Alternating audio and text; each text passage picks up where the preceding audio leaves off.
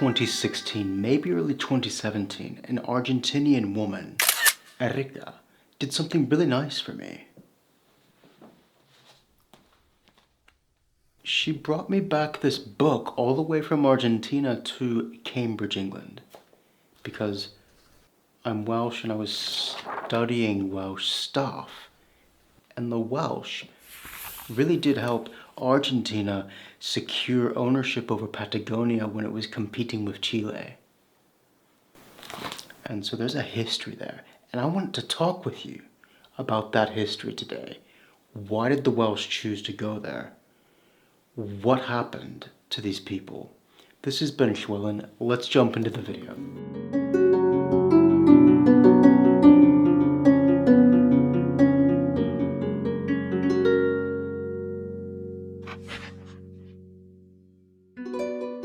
So how did this begin? The mid-19th century was quite oppressive if you were pro-Welsh and pro-Welsh language. In 1848, Brad y Llyfr Gleision, the treachery of the blue books. Basically, Welsh was banned from education. For centuries already, Welsh had been banned from the courts. English was in brie across the world. There was no getting away from it. But people did want to get away from it. They wanted to be able to build a Welsh-speaking society without this imposition, this foreign imposition of the English language. And so Welsh began looking for another place, somewhere they could establish a colony and thrive in the Welsh language. At this point already, by 1865, before this, several attempts had been made, one in Brazil, but that was near mining operations, and Welsh, with mining expertise, simply got jobs, left, and began to speak Portuguese. Several attempts had been made in America, failures, but they weren't giving up. Michael D. Jones. The idea for a Welsh colony in Argentina was put forth by Michael D. Jones, a nonconformist preacher from Abala in Gwynedd. Michael D. Jones organized societies in Abala, Caernarfon, and Liverpool to promote this idea.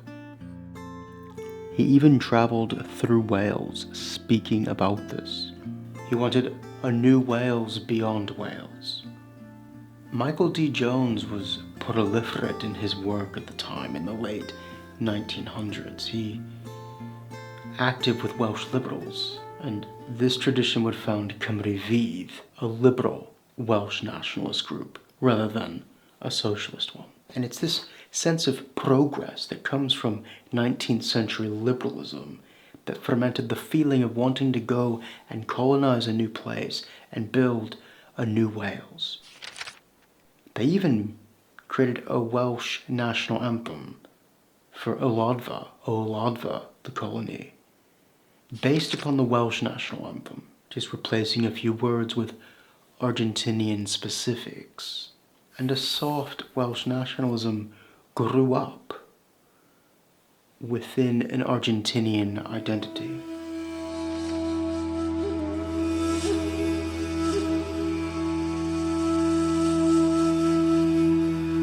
Argentina and Chile had rival claims over Patagonia. Argentina was desperate to people this place, though they were worried if the Welsh came in, who were British citizens or subjects. Britain, with the Falklands right next door, could easily claim. So the first attempt at persuading the Argentinian government did not succeed. And so towards the end of 1862, the Welsh went back. In 1863, Argentina refused. With the backing of Michael D. Jones, and they had a bit of capital now. Captain Love Jones Perry and Lewis Jones went to Argentina to scope this out, and they spoke with officials in Buenos Aires. After negotiation with Guillermo Rosen, the Minister of the Interior, it was agreed. Captain Love Parry-Jones spent £750 of his own money to fund this expedition south from Buenos Aires, which in those days was not a small amount of money. Heading south, they traveled on a ship called the Candelaria. Driven by a storm into a bay, they named it Porth Madryn.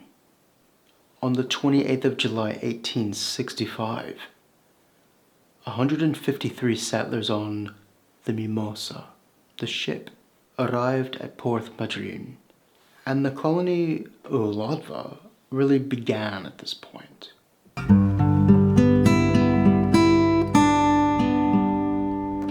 This ship here, the Mimosa, carried them all the way to Argentina, not a short journey. There is a tradition those settlers on the Mimosa had to take refuge in a sea cave along the coast near Porth Madryn, and this entered into the folklore of the Welsh identity there and here in Wales.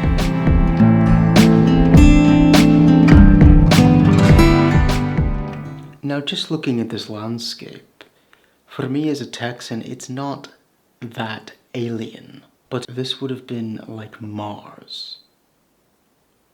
Completely alien in every way, but they managed to survive. The first attempts at building crops failed, and the second. But they came to understand the land of Patagonia is incredibly fertile. It's just that it needs to be watered from underneath to make it lush in terms of the crops. And Welsh built water irrigation systems and connected railroads, enabling produce to go up to Buenos Aires. Carmen de Patagones, founded in 1779, was still the southernmost European town in 1865. 500 kilometers away. It was here that Welsh had to get to in order to get goods. They were isolated. This was very good for the Argentinian authorities. They now had a solid claim over the Chubut region, Patagonia.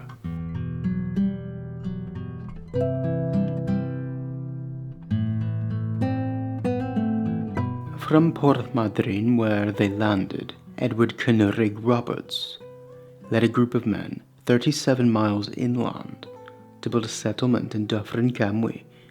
That's the word for the valley of the River Camwy, Dyffryn Camwy, and build a defensive position they called Caerrantir, or Venture Fort, Adventure Fort. After the farms were parcelled out, Caerrantir was renamed Rawson in honor of Guillermo Rawson, and this town, Rawson in Spanish, became the capital of Chubut province. It is today. Edwin Cynnig Roberts had tried Welsh colonies already. Wisconsin. There was another one in California, actually, and a failed one in Appalachia somewhere. Argentina seemed a very unlikely place, but it was far enough away they felt they could keep their culture alive.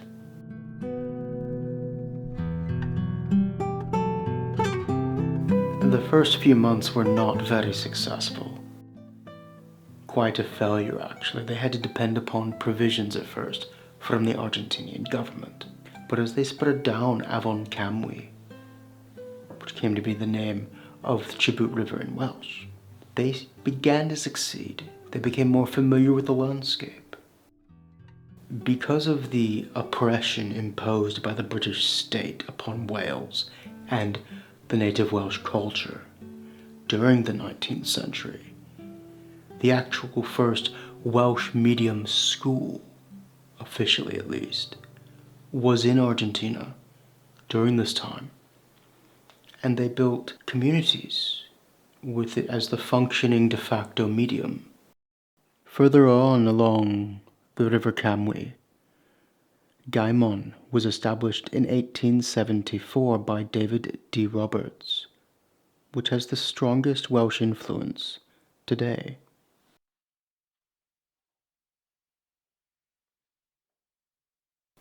In 1885, Welsh were wanting to expand, but all the arable land had essentially been taken. So, Amenim Pontana, they went west to the Andean foothills to scope out a new area. And in 1888, a new settlement was established by the Andes. It was named Cwmhyfryd, Lovely Valley, Esquel and Trevelyan.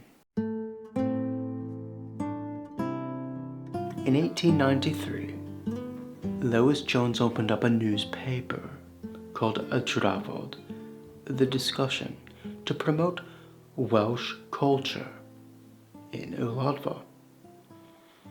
And this is a testimony, I think, to the entrepreneurial spirit of the Welsh of the age, and a good reason why Wladfa survived. Because these people were very pro-commerce, pro-business, and that gave them a boost despite their small numbers. By 1895, the number of Welsh in the Camwy Valley numbered over 3,000. And in 1897, a railway was built connecting the valley to Porth, Madryn, and then up it would go eventually to Buenos Aires. The mouth of Avon Camwy was difficult to navigate, being shallow with shifting sandbanks, and this caused them to think, well, we need a railway to connect the lower valley to Porth, Madryn. This meant the economy could begin to thrive. Being able to acquire goods from the Argentinian, center of the economy meant that they could thrive more independently, actually. None of these provisions needed from the Argentinian government. But it also meant that more people who were Spanish speaking were moving in.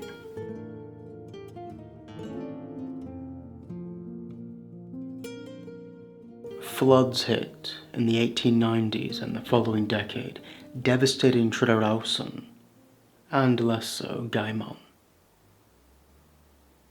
There was also disagreement between the settlers and the government of Argentina, which introduced conscription and insisted on males undertaking military drills on Sundays. This was kind of the beginning of what was to come, essentially, that the Argentinian government was not going to have a large linguistic minority on its fringes. It was not going to allow that.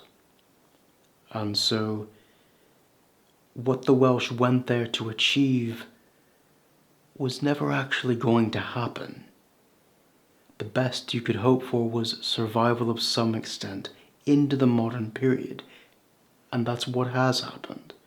And hopefully if you keep it alive, maybe something will flourish of some significant number in the future.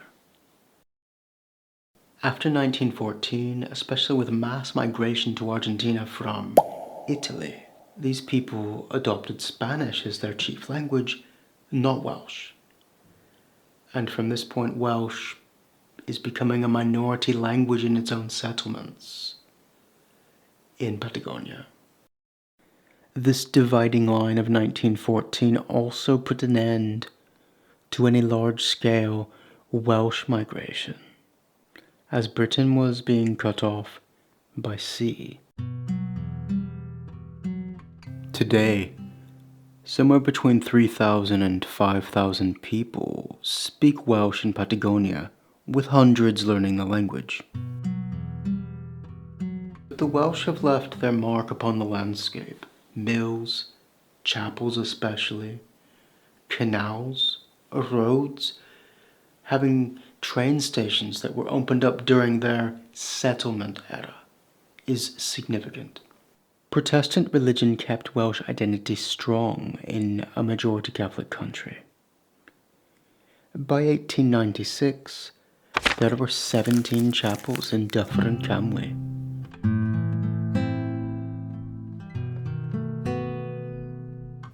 This Uladva, this colony, has given us some beautiful Welsh place names, so let's have a look at a few of these. The Welsh word for Argentina is Arianin, literally the silvery thing. Llequil, narrow place, is in Spanish Villa la Angostura. Cwm Hyfryd, the western settlement, along the Andes, means beautiful or pleasant valley. Haven y Mynach, the monk's gully, and in Spanish, Cañadon del Monje. Maes Ymdrech, field of striving, is Campo del Esfuerzo. Dol Avon means river meadow. Rhyd yr Indiaid, Indians Ford, is Paso del Indios. There's a bit of history there, but I don't have time to go into that story. Dol y Pli, meadow of the feathers, is Las Plumas. There's quite a few of these, and it's beautiful that we have these. If you're looking for some books about this in Welsh, I suggest Catherine Williams, Uladva yn dy boced, The Colony in Your Pocket. Also, Bywyd yn Uladva, Life in Uladva, as well as others like Edau Gyfrodydd and Hael y Gawr Las. Or if you want more pictures of it, Llawlyfr o Uladva by Delyth MacDonald. Well, I hope this Uladva continues, and let me know what you think. We'll see you next time. Diolch yn fawr iawn. Thank you very much for watching.